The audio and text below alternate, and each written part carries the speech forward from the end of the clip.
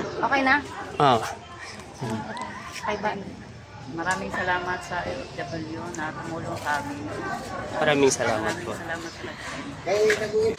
Okay na? Maraming salamat po sa mga OFW na tumulong sa amin. Thank you po.